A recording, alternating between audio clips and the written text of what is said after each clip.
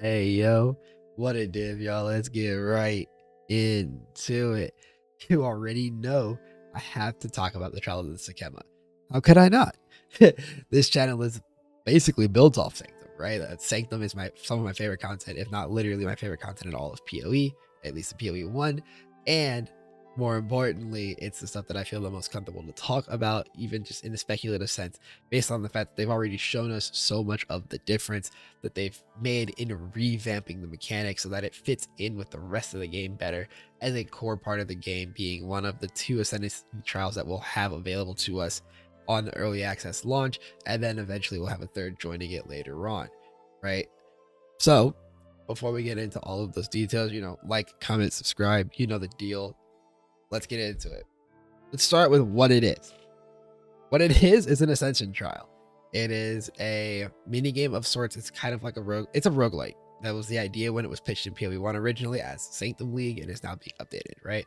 That it's a roguelike that you play through, which in PoE 1 really was just for rewards, mostly just currency, but in PoE 2, you're going to use it to actually get your ascendancies.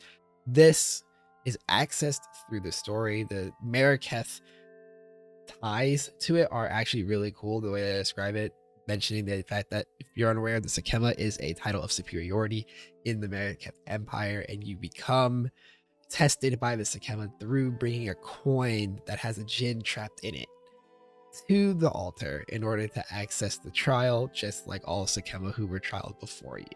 Much better lore theming that's in your face compared to just kind of like talking to Divinia in PoE 1 and then randomly hunting down Lycia and them never really explaining the connections between Lycia and the Scourge, which is like a thing that if you went and read through all the lore you would know about, but it's just not in your face the same way that the lore for the existence of the Trials of the Sekhema actually are present in PoE 2. Now, mechanically speaking, when this works is you will bring this coin, which in the campaign, it's a quest thing. In particular, when you're trying to get your ascendancy points, it's a quest thing. Then later on, it'll be a droppable item that you'll need to, get from, just playing the game in order to get access to, or trading, to get access to the trial. You'll take that in, put it in there. There's a relic altar screen, much like in PoE 1 Sanctum, where you'll be able to put in relics to modify your character's stats going into the run. This is why we call it a roguelite, by the way. You start out at a base power level, and then you get meta progression from doing the mechanic. Your relics drop within the trial of the Sekhema that will then boost up your performance in the mechanic. Then you go in, you do these series of challenges in rooms, which sometimes are pure combat rooms, sometimes are pure trap rooms, sometimes are trap and combat rooms, and then a boss at the end of the floor.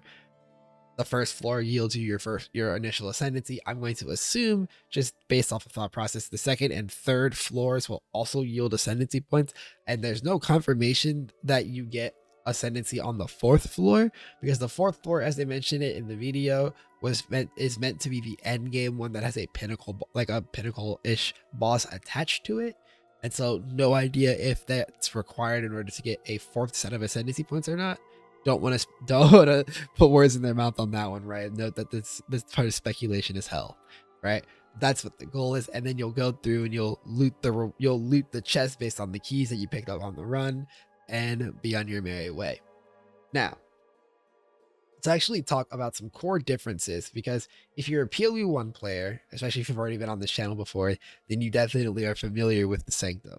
Whether it's because you love it or because you hate it or somewhere in between, you're familiar with the Sanctum. And if you're a PoE 2 player, I actually want to give you some context for what's going to be different in the Trials of the Sekhema, in case you've heard stories about the Sanctum from PoE 1 and you're a little pensive about it being added as such a core mechanic in PoE 2. Now, the main thing is that in PoE 1, Sanctum is played as a borderline glass cannon gameplay mode.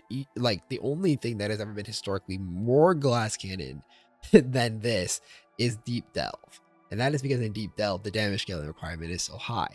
Whereas in this mode, it is functionally not worth taking damage, due to the fact that in PoE 1, Resolve did not scale really well with your character stats at all. Your max resolve was unaffected by your character stats, and the resolve, Aegis, and avoidance stats were very terrible. Honestly, I was going to call them mediocre, then I realized terrible is a better word for it. They just felt so ineffective.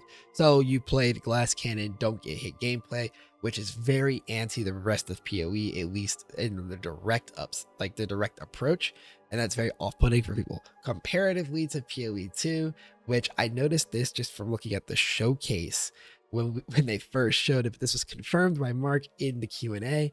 Honor in fact scales with your defensive stats, right? Like you actually get more max honor by having good life, and yes, your armor and evasion and whatnot will actually mitigate and prevent resolve damage. Like it becomes it is a secondary health bar that you have to manage in addition to your actual health bar. And now, you know, balance withstanding, right? They probably need to tweak the numbers and whatnot as we give them testing feedback in early access, as far as making sure that the actual values of these things feel impactful to us. This is a substantially better design for the mechanic, because it will unify the experience of playing in the Sanctum a lot more with the experience of playing the rest of the game. Huge fan, right? Like as much as I love the go fast, like blow up the screen gameplay of the Sanctum, I play the Sanctum for other reasons than just the fact that I get to play fast character. And I will probably still find a way to play fast character in this Trial of the Sekhema anyways.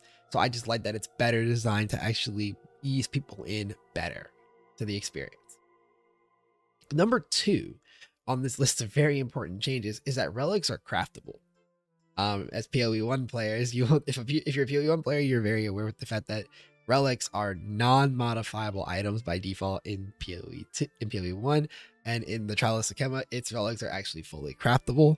That's awesome. No idea how this affects the rarity of certain premier mods. No, not even gonna almost speculate on that, right? Just the fact that you can actually craft relics instead of spending forever trying to hunt down getting any sort of relic that's even almost remotely usable.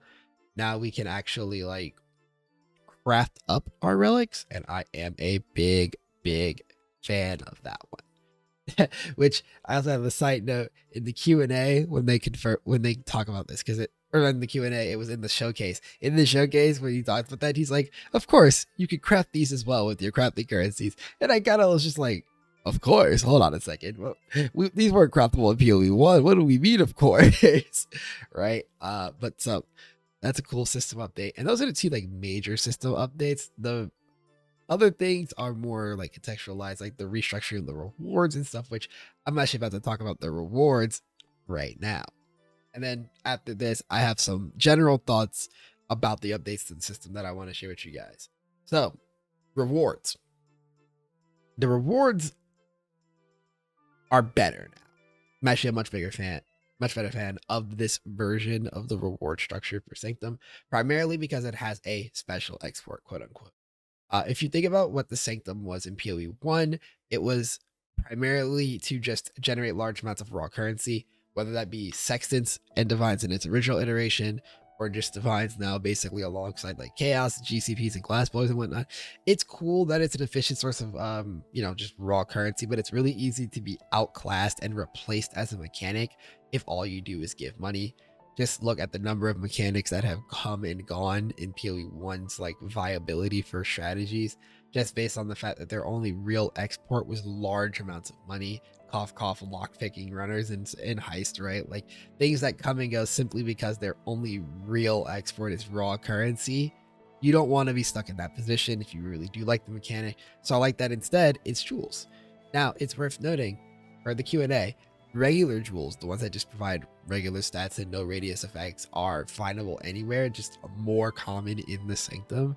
But in Sanctum, you will also be able to find these radius jewels, which, like, craftable radius jewels is a new thing to the franchise, by the way. Radius jewels were previously only uniques in PoE 1, so the fact that there are craftable ones that you'll get from the Trial of Sekhema in PoE 2 sounds really cool. They even showed off like a mini Might of the Meek effect, which is the increased effect of small passives. I'm actually really excited to see what other type of stuff we can find on those jewels. And the fact that they come from the Trial of Sekhema, hey, look, you're in the right place, right? There's also likely going to be unique jewels as the rewards from the unique relics.